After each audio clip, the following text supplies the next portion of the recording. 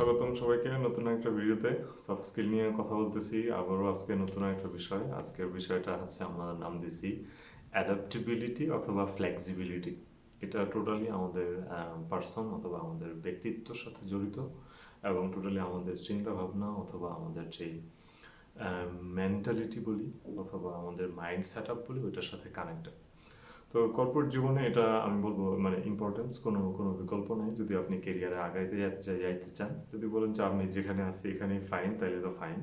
But যদি আপনি নিজের ডেভেলপমেন্ট চান, নিজের অগ্রগতি চান, সেক্ষেত্রে অবশ্যই এটা ইম্পর্টেন্ট। কোন সেন্স থেকে এটা ইম্পর্টেন্ট অথবা কোন পার্সপেক্টিভ থেকে কেন আমাদের এই অ্যাডাপ্টেবিলিটি দরকার অথবা ফ্লেক্সিবিলিটি দরকার? প্রথমত আসি চিন্তা ভাবনার জগতে। ধরেন আমি একটা জায়গায় জব করি এবং ওইখানে হচ্ছে আমার একটা নির্দিষ্ট জব ডেসক্রিপশন আছে, আমি ওইটাতে ফোকাস করলাম টোটালি। বাট সময়ের সাথে সাথে আমার ডিপার্টমেন্টে আমার ফ্যাক্টরিতে চেঞ্জ আসতেছে, নতুন প্রজেক্ট আসতেছে, নতুন ক্লায়েন্ট আসছে, ওনাদের ডিফারেন্ট ডিফারেন্ট হচ্ছে রিকোয়ারমেন্টস আছে এবং এইগুলোর মাধ্যমে নতুন কাজের পরিবেশের সৃষ্টি হইতেছে, নতুন দায়িত্ব সৃষ্টি হইতেছে, কেরিয়ারে আগায় যাওয়ার সুযোগ হইতেছে। তো আমি যদি টোটালি আমার জব ডেসক্রিপশনে ফোকাস থাকি যে আমি যেটা করতেছি এটাই আমার ভালো লাগে, আমি এটাই পারি, বাকি কিছু পারি না, অন্য কিছু করবো না, করতে চাইও না, ভালো লাগে না আমার, তাইলে টোটালি আমি এখানে আটকে গেলাম। একে তো হচ্ছে আমার নিজের কোনো ডেভেলপমেন্ট হবে না এবং কোম্পানিও চিন্তা করবে আমার বস যে আচ্ছা ও তো খুবই ফ্রিজ মোড, ওকে লড়ানো সরানো অথবা কোনো কিছু করাই মুশকিল, ওকে দিয়ে আসলে লং টার্মে কী হবে কিছু কিনা, এরকম ওরা চিন্তা করতে শুরু করবে। তো সেদিক থেকে আমাদের ওই মাইন্ড সেট আপে এই চেঞ্জটা আনা উচিত যে গুড, নতুন নতুন ক্লায়েন্ট, নতুন প্রোডাক্ট, নতুন প্রসেস, ওয়াও, আগ্রহের সাথে দেখা, খবর নেওয়া, জানা, ওই কলিগদের সাথে জাস্ট এমনি একটা এক্সচেঞ্জ মিটিং করা, কী করতেছো, কী প্রজেক্ট ইন্টারেস্টিং, আগ্রহ বিষয়ে কোনো সাপোর্ট লাগলে আনা, আসা, এই জায়গায় ফ্লেক্সিবল হওয়া।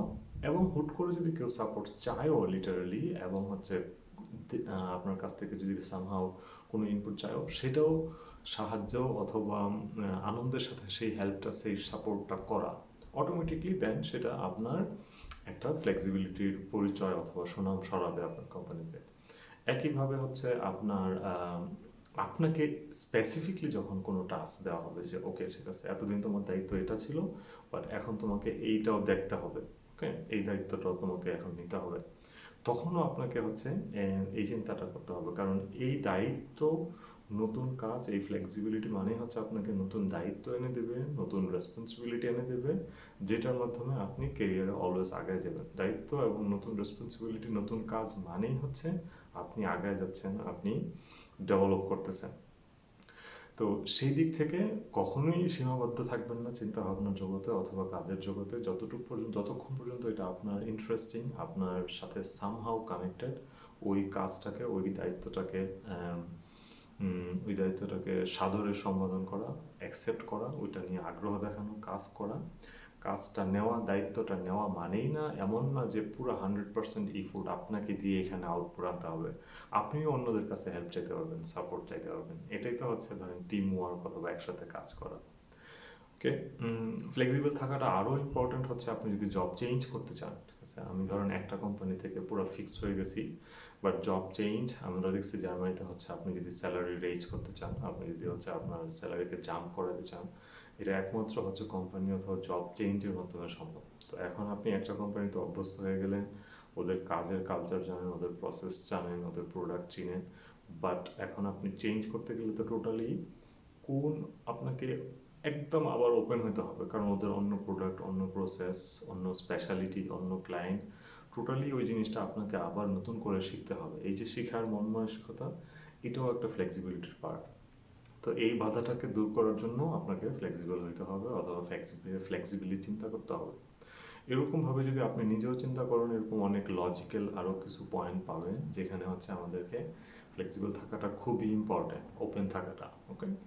এবং এটা ডেইলি লাইফেও, ওকে, দেখা গেছে যে আমি আমার দিনটাকে কালকে এইভাবে প্ল্যান করে রাখছি, বাট কোনো একটা কারণে একটু আমাকে এদিক সেদিক করতে হয়েছে, সো ওই ফ্লেক্সিবিলিটিটাও ইম্পর্ট্যান্ট।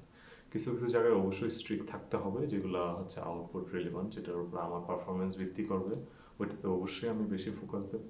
বাট বাকি সব পয়েন্টগুলোতে, বাকি সব জায়গায় আমরা আমরা চেষ্টা করি ফ্লেক্সিবল। একমাত্র এই জিনিসটা আপনাকে অলওয়েজ ছোটো ছোটো স্টেপে আপনার কেরিয়ারে আগায় নিয়ে যাবে। এগুলো ছিল আমার টিপস আমার ব্যক্তিগত জীবন থেকে।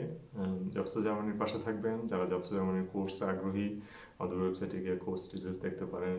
আমাদেরকে মেসেজ করবেন, মেসেঞ্জারের মাধ্যমে আমাদের সাথে ডিরেক্টলি কথা বলতে পারেন, অথবা যদি আপনার স্পেসিফিক অনেকগুলো প্রশ্ন থাকে সেক্ষেত্রে আমাদের সাথে একটা ওয়ান টু ওয়ান মিটিংও আপনি বুক করতে পারেন। দেখা হবে তাইলে নেক্সট ভিডিওতে। Bye bye.